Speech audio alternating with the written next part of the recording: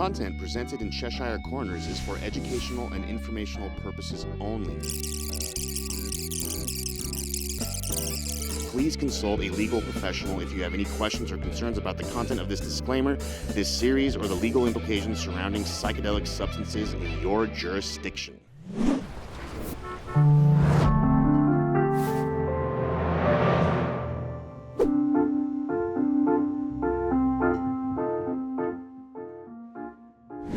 Welcome to Cheshire Corners. Again, my name is Rita Tsaluk, and I will be your hostess with Trip Through the Looking Glass.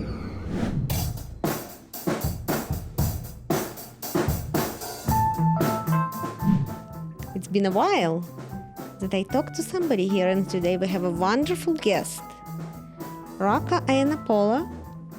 He has a company, which is a non-profit company, Psychedelic Standards Organization.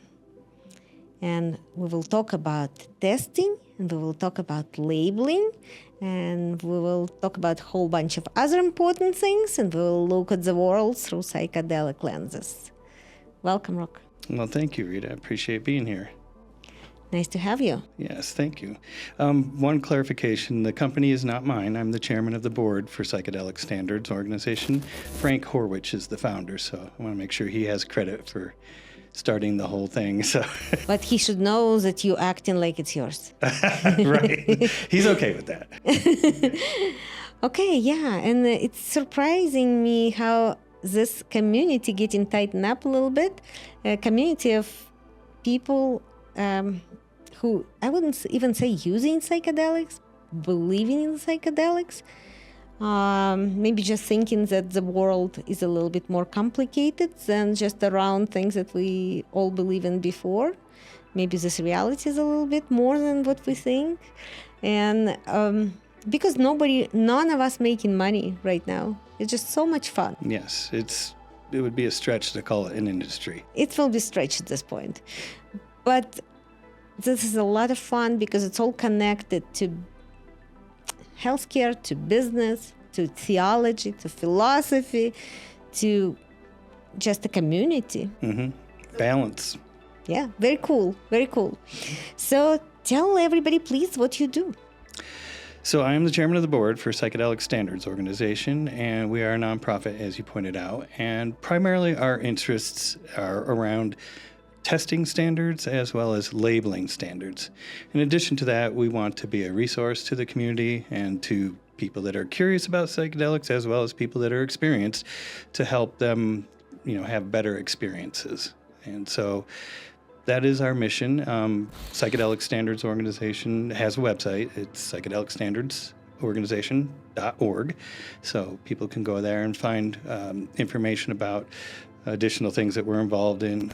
We do observational studies with participants. I won't call them patients, but students, as well as some shelf stability studies and some other things that we're curious about in terms of handling the medicine. So we're very curious about how long they last, for example. When you're gifted some and you don't take them right away and, you find them in the closet, a year later, are they okay? Well, what we found is if you do store them properly, they are just fine. They don't lose much potency over time. If stored properly, meaning dried with a desiccant pack and in the dark. And relatively room temperature, you don't need to freeze them or put them in the refrigerator. They're just fine as long as they're in a dark, cool spot. It's very cool. So I want to make sure to ask everybody, all our wonderful viewers, please like us, subscribe to our channel, then go down to the description and look at all the websites listed. This is going to be all great resources for you. Put comments. Let's start discussion. And if you don't like us later, you can always take your like back. So just don't be shy. So tell me how people can benefit. Like I'm just a regular Colorado resident. I know that mushrooms decriminalized. I am growing just a little bit here in my closet. What can I use the organization for? Well, like I said, resources. So if you're growing mushrooms at home and you're curious what you've got in them, we have links to our partners, our lab testing partners. So you can choose from, I think we have 4 or 5 of them on there now. Some of them offer discounts as well for testing services. You can figure somewhere around $100 for a test. So it's not cheap, but it's a fair price to understand what you have. And if you're growing mushrooms at home, if they're just for you, you're going to have a long time supply. So it's kind of worth getting them tested and understanding how potent they are. So you can find those resources on our website. We do have some discussions as well, some blogs and various other links to studies that we've either observed or participated in, or commented on, or curious, or find it worth sharing with our community. And so we do try to provide as much information as we can to help people have a positive experience. And that's what it's all about. For people that are experienced, we don't really need to help them too much, but for people that are just starting and, oh, wow, I can grow mushrooms now, I want to do this, but we don't want them to go out and have a bad experience, or worse yet, have a bad product and then share it with somebody and get other people sick or unwell. So we want to be able to provide resources for people to be able to safely use the medicine and have a positive experience.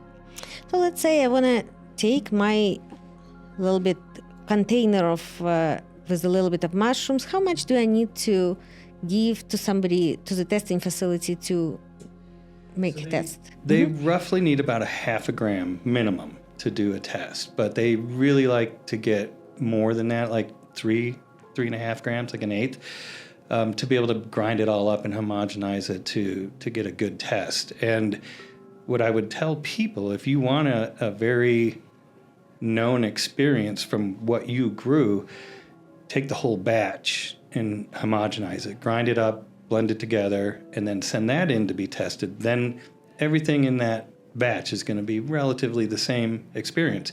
If you're doing individual mushrooms, people with experience understand this, is if you have one of those little aborts, just because it's tiny doesn't mean it's not going to have the same amount of medicine that a gigantic mushroom will have in it. So it's quite different from mushroom to mushroom if you're eating individual mushrooms in terms of what the potency can be.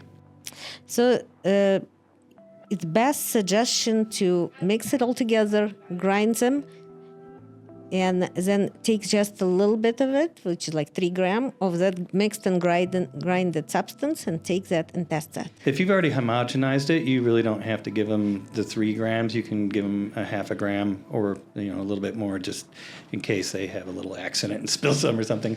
I usually give them at least 1 gram of ground up material if I'm making a batch. And that's typically what we do at Psychedelic Standards Organization, is we'll take a gigantic batch, homogenize it, then go ahead and have it tested, and then we'll encapsulate it. And so that way, when we share the medicine with others, they know exactly what they're getting.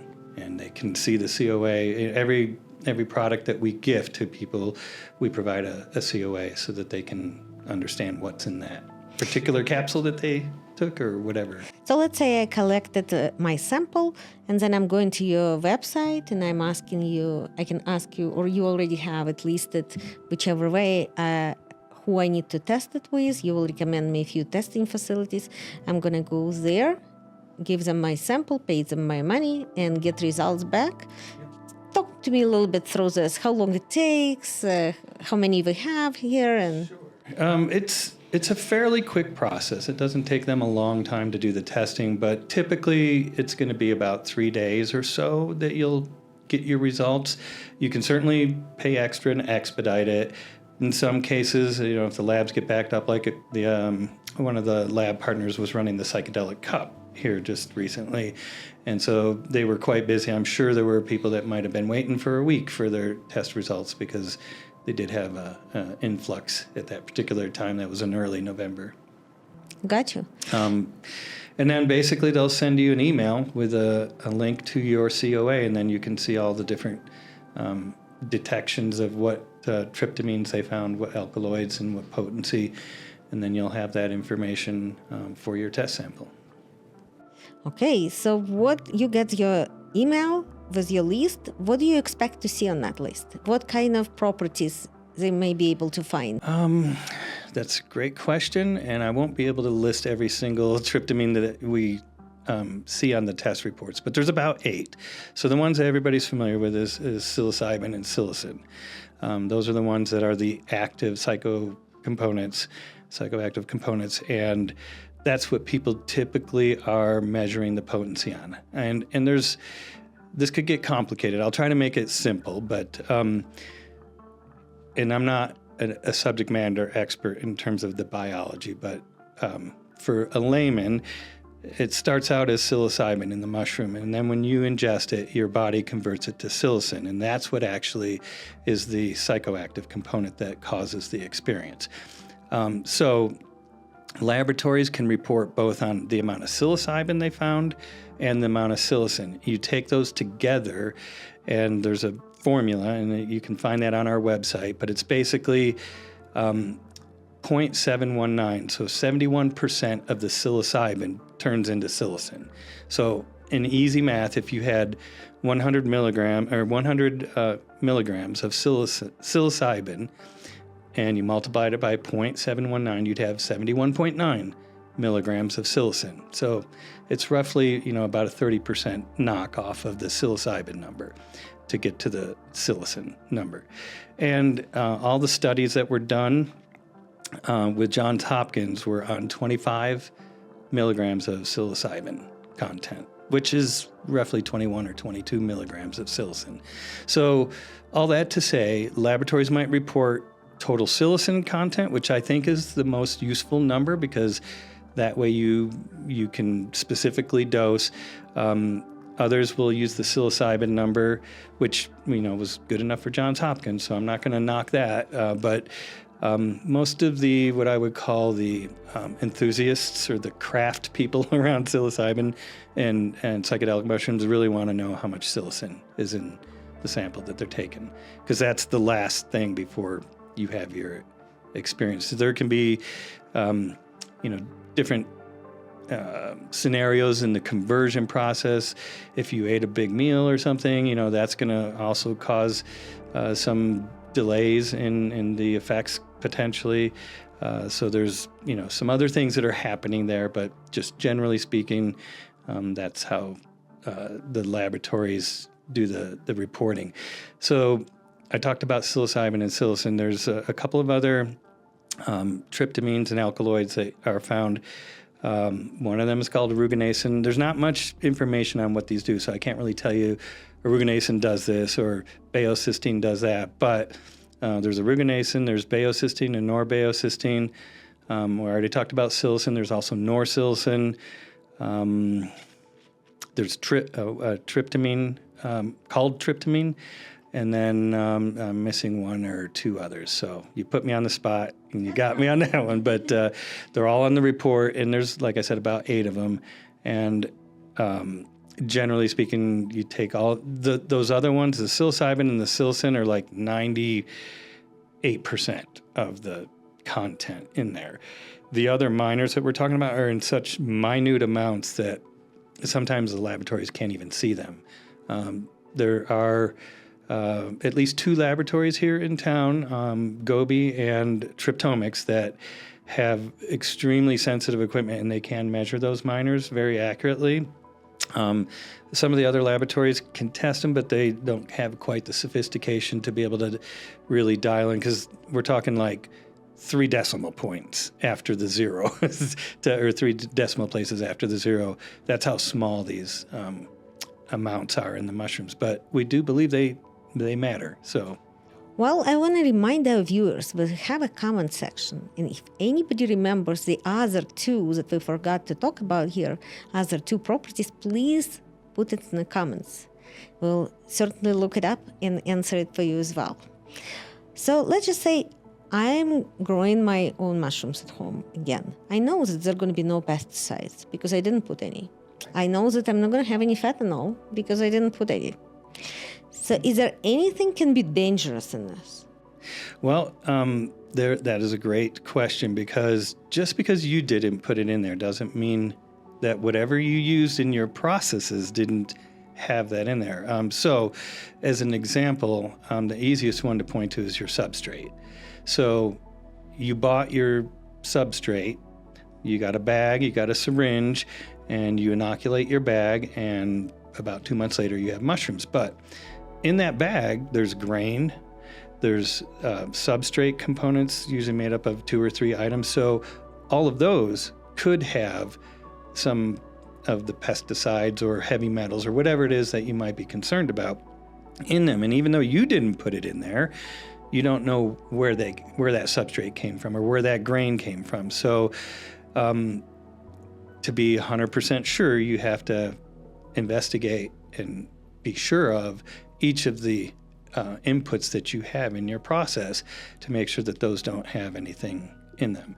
And if you're buying them in a kit, you would need to, check with that manufacturer to try and find out, where did they source their grain? Where did they source their substrate?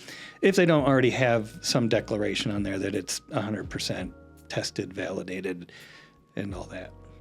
And because of all the giving laws in Colorado, people can just get gifts from whoever.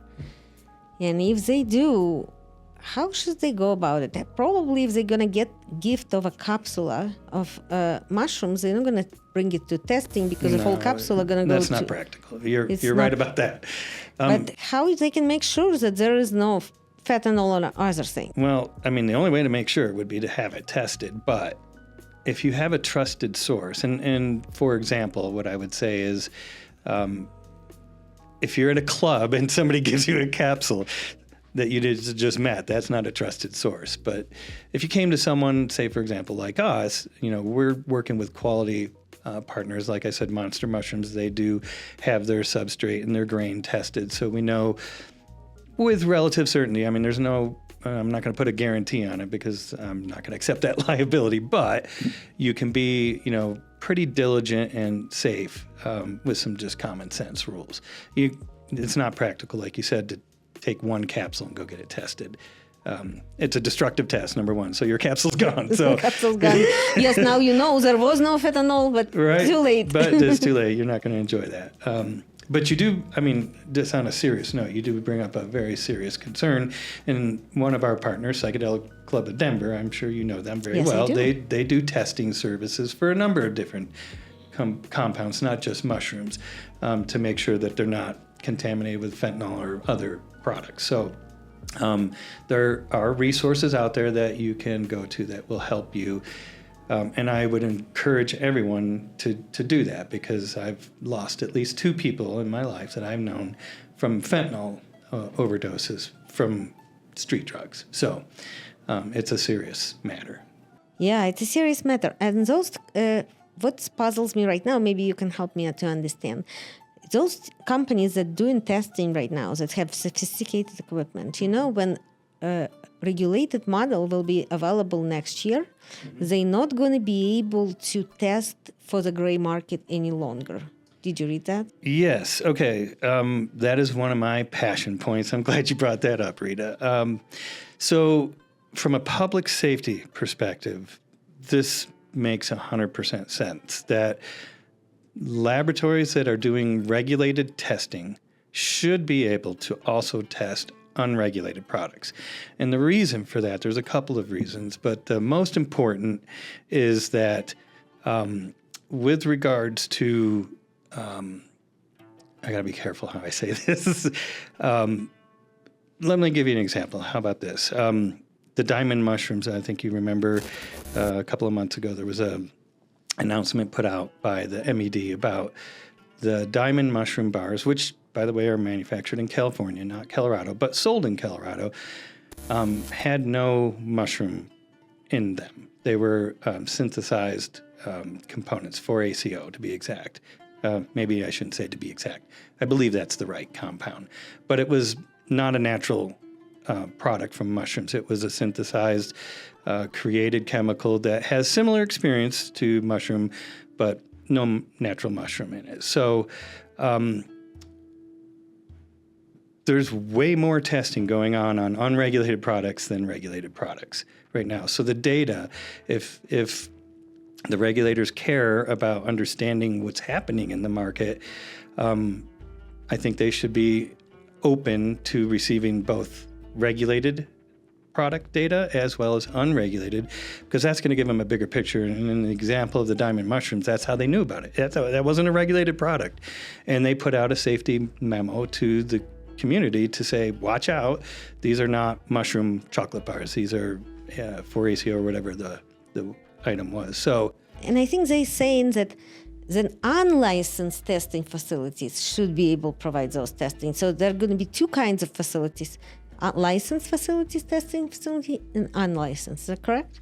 I believe that is correct at the moment. I mean, we, again, at Psychedelic Standards Organization, and I could cite a number of what I would describe as reputable community members that also support this idea, and some of them I listed on my comments to the Natural Medicine Health Board when we brought up this point multiple times. It wasn't just once that we brought this up, that we thought that these laboratories should be able to do this testing. Another reason why this is important is the state needs qualified, reputable testing companies. If there's, I'm making up numbers here. Let's just say there's 10, 15 regulated entities when we go live in 2025. That's not a lot of testing.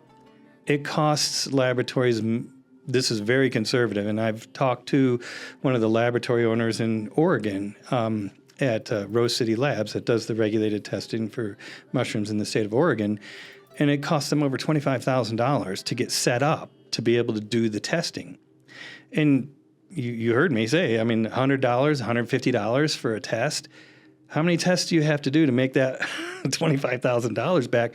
And that doesn't count all the other costs associated with running a regulated facility. So the idea would be to allow those laboratories to make money testing unregulated products so they could stay in business and provide regulated testing to the state. So it's important from that aspect. And I know the state probably doesn't have as their, number one guiding light is to make sure that people can make money. They want to keep people safe, which they should be doing. But you can't turn a blind eye to, if you basically set up the environment to where the labs can't make money, they're going to say, I'm going to test unregulated products, find somebody else to test regulated products, and then there's going to be nobody to test regulated products. And then what is the state going to do?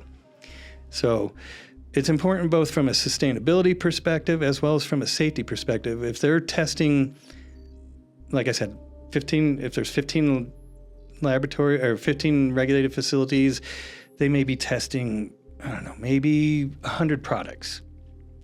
On the unregulated side, it could be thousands. So they're going to have 10 or 15 or who knows how many times the data by being able to test all of the stuff. Now, obviously, they have to have controls and measures and not to mix regulated products with unregulated products, and that can be done. That's not rocket science. So I'm sure they can structure the regulations in a way that would keep the products separate so there's no risk of any kind of problems or whatever, safety issues or, whatever we call it, fraudulent issues where somebody's got a product that's being represented improperly or anything like that. So I think they're going to try to actually work on removing unregulated industry. They're going to just focus on regulated. How is that going to go with the current legislations that passed? It's something to see how it's going to come out. That would certainly fly in the face of the spirit of what was drafted and what the voters approved. Yeah, we'll see how it's going to happen. I mean, obviously we can't control that, Rita, sitting here, but we could certainly speak up, and I would encourage people to do that if they do try to walk this back, because there's a lot of people that just simply cannot afford to use psychedelics in a regulated fashion. I mean, I'm not going to throw numbers out there because I really don't know, but the cost of a patient seeking that treatment is not hundreds of dollars. It's going to be thousands probably. Well, then we come. We're actually working on a model that will provide much cheaper options, that a lot of it will be covered by insurance. That would be fantastic. we'll see how that's going to happen. Yeah. But I we're think working it's on going to it. be a long, arduous, I don't want to say fight, but struggle I hope to get insurance to cover the medicine. Well, I mean, I think they will eventually, but it's going to take an awful lot. I mean, the research. The medicine probably not going to be covered as much, but all the psychotherapy and all the observations and all the everything else may. So I think you bring up a very good point there, because that is stuff that they're already paying for. yeah, Yeah, exactly. So they probably won't pay for the mushrooms, but we know that mushrooms don't cost very much. I mean, for $50, you can grow a pound of mushrooms in your closet. That would be enough medicine. But you can't bring your own medicine into the facility, so you will have to pay a bit of a premium, I'm sure, but it won't be thousands of dollars, that's for sure. The way the model was set up, I think it was, I have to say, hats off to the Natural Medicine and Health Board and the whole regulatory rulemaking process. I think they did better than anybody ever has in terms of That's right. this type of space. I think they learned a lot from, it was all the same players, a lot of the same players from the MED.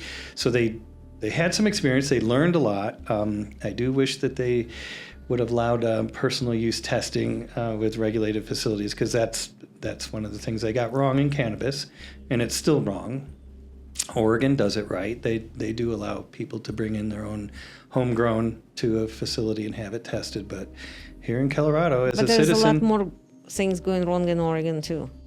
Oh, yes. Yeah, if you talk to Dan, and I'd be happy to set up a podcast with him. If you want to talk to Dan over at Rose City, he will be happy to fill your ear with all the things that are wrong in Oregon. It's cool. So let's switch gears a little bit. Sure. And let's talk about data that we can collect and what this data will do. That's something your nonprofit working on as well, right? It is. We're early days, just to be transparent. We have some really good ideas that I shared with you a little bit before we hopped on the podcast about some of the observational studies that we're doing. So we're getting medicine all tested and homogenized, what I would call quality of a medicine as you could provide that wouldn't be from a clinical study. And then providing that to folks in the community that are either willing to help, or, we do donate a lot of medicine to first responders and veterans and so forth. But at the end of the day, all of the gifts that we have come with a QR code that links back to a survey that you can complete, and you'll be able to document what your experience was with what medicine that you took. And hopefully what we'll be able to do, and this is why I said early days, because we don't have the funds or the technology yet to be able to do this. We if somebody would write us a check, we have the resources that could do it for us. So we have all the connections, but it all costs money. But basically what we want to do just a second. Mm-hmm. People with the checkbooks, listen to the next part of it. Okay. What we can do is develop a database, and we have the resources. I shared with you a little bit about my experience in corporate America.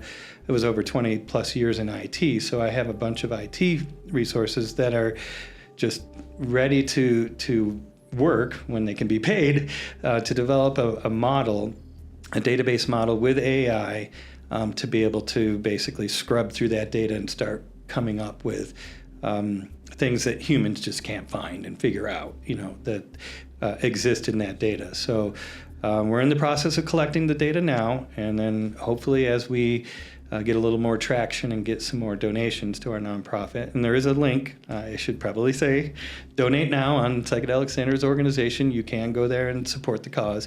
But as we are able to get the funding needed, we will put all of this in a database. And what we want to do is share it with the state, with the Natural Medicine Health Board, so our idea would be, as we develop the testing standard, anybody that tests that standard, part of their agreement will be to provide that data anonymously, of course, and with all the data security and everything protections, But that data will go into the database. So we will get testing data of everything that is tested to that standard.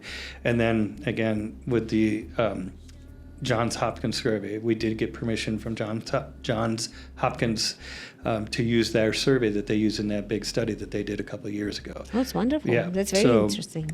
So we have that study, and it's a lengthy survey. I tell you, I tried to complete it the first time, and it's over 60 questions. It took a while.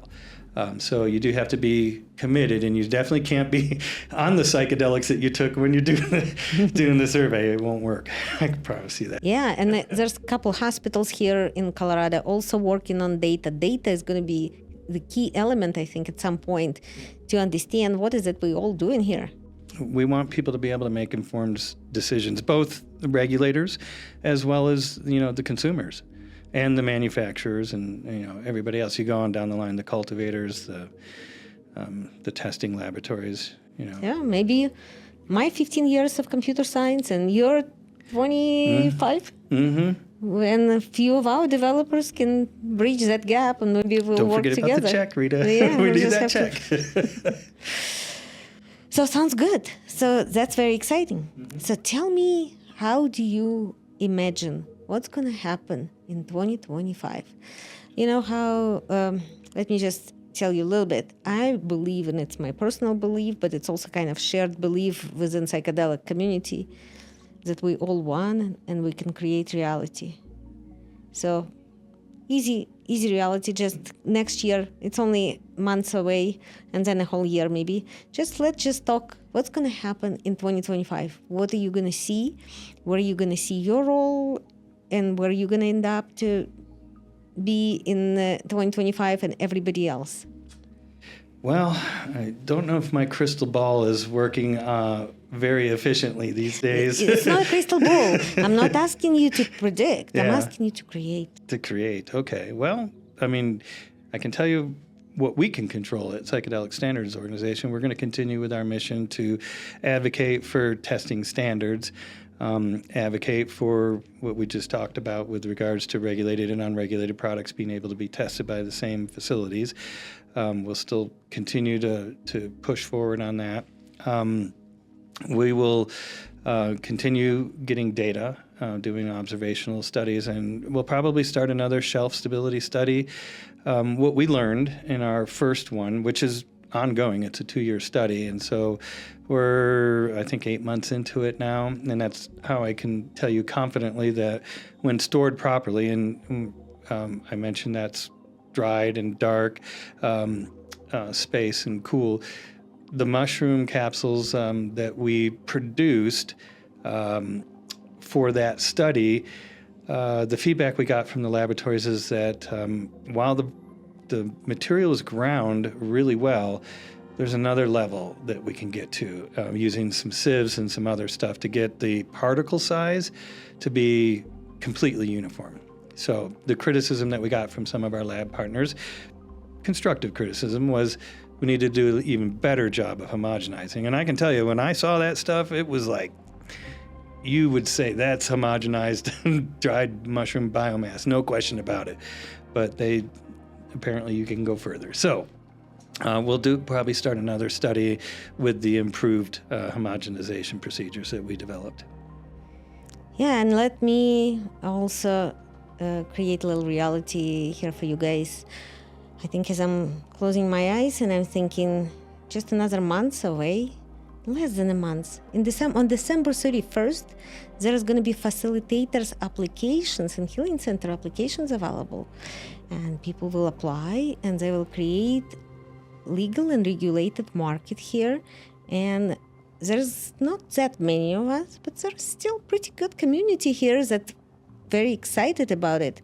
And the word's going to spread out and people in all the states will hear about this. And Colorado is going to become another tourist attraction for people to go skiing, go to Estes Park, hiking, and at the same time explore their consciousness and understand what's happening to them and take medicine and have less psychological problems and solve some problems that nobody else can solve. And we'll then come back, take an integration, and look at the world through psychedelic lenses.